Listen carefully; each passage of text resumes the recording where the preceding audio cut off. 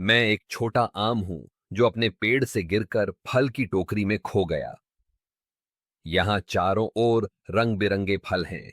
मुझे अपनी घर की याद आ रही है, लेकिन पहले मुझे इन फलों से मिलना है। सबसे पहले मैंने एक लाल सेब को देखा। वह बहुत चमकीला और कुरकुरा था।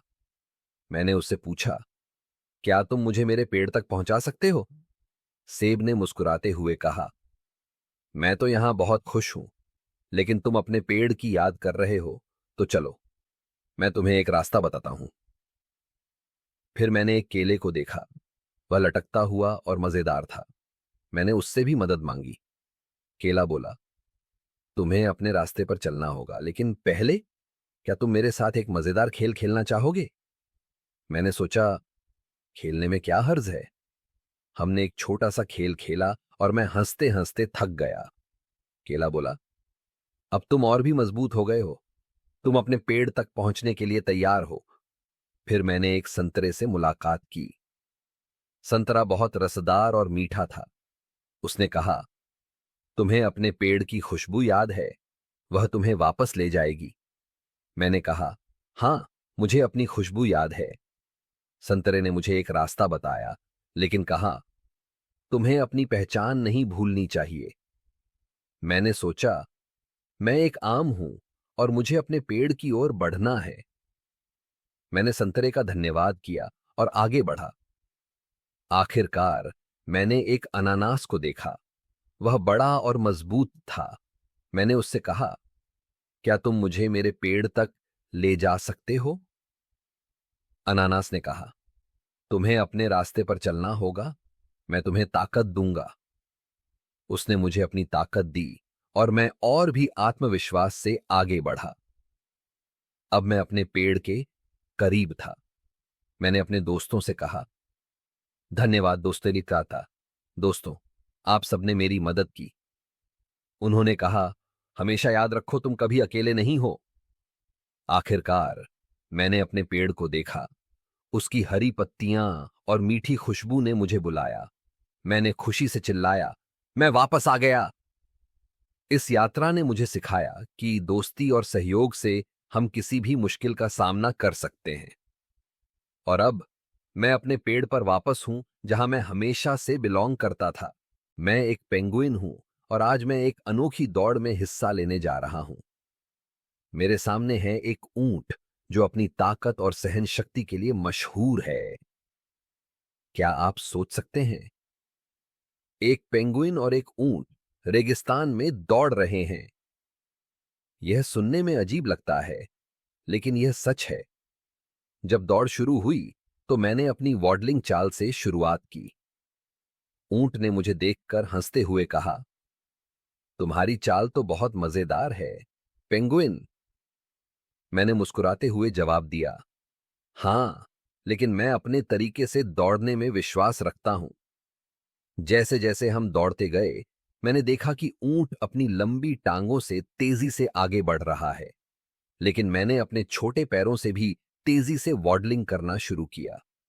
रेगिस्तान की गर्मी ने ऊंट को थोड़ी थकान दी, जबकि मैं अपने ठंडे शरीर के साथ ताजगी महसूस कर रहा था।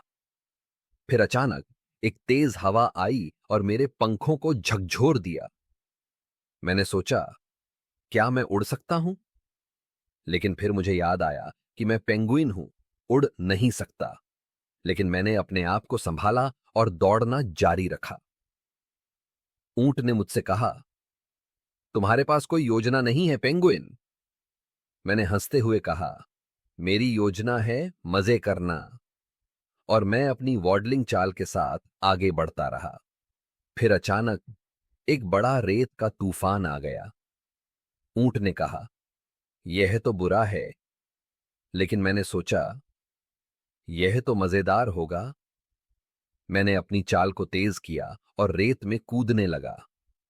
ऊंट ने मुझे देखकर कहा, तुम तो रेत में खेल रहे हो। जब तूफान थमा तो मैंने देखा कि ऊंट थोड़ी दूर पर खड़ा था, रेत में फंसकर। मैंने उसे चिढ़ाते हुए कहा, क्या हुआ ऊंट भाई, क्या तुम थक गए? ऊंट ने हंसते हुए कहा, नहीं, मैं बस आराम कर रहा हूं। आखिरकार हम दोनों ने दौड़ को खत्म किया। ऊंट ने कहा, तुमने मुझे बहुत हंसाया पेंगुइन।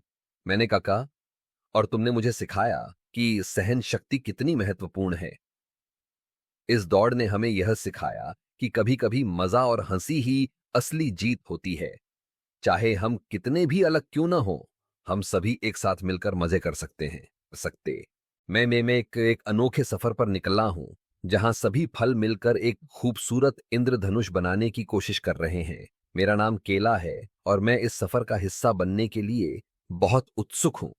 हमारे सफर की शुरुआत होती है स्ट्रॉबेरी से, जो लाल रंग की है।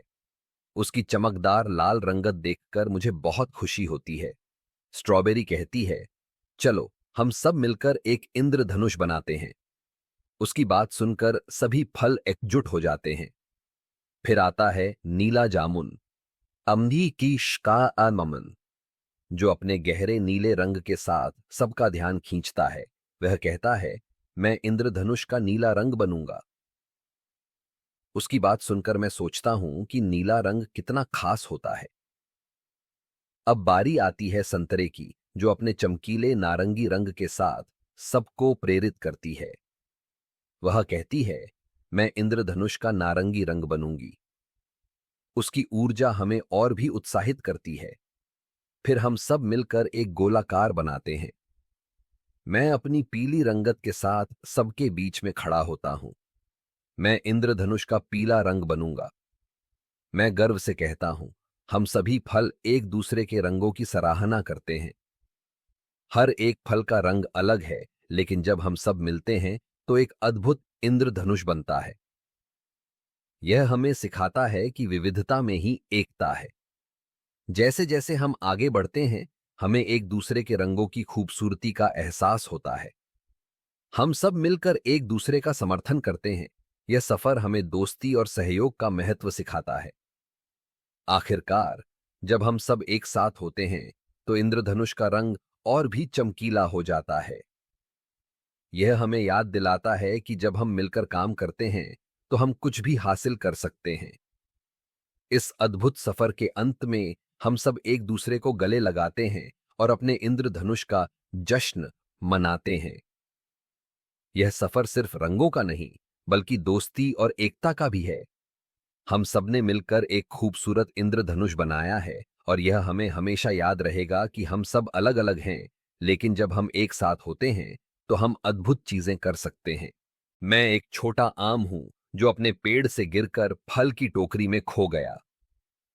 यहां चारों ओर रंग बिरंगे फल हैं। मुझे अपनी घर की याद आ रही है, लेकिन पहले मुझे इन फलों से मिलना है। सबसे पहले मैंने एक लाल सेब को देखा। वह बहुत चमकीला और कुरकुरा था। मैंने उससे पूछा, क्या तुम मुझे मेरे पेड़ तक पहुंचा सकते हो?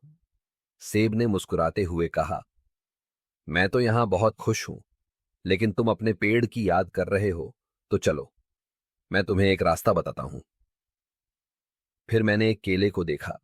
वह लटकता हुआ और मजेदार था। मैंने उससे भी मदद मांगी।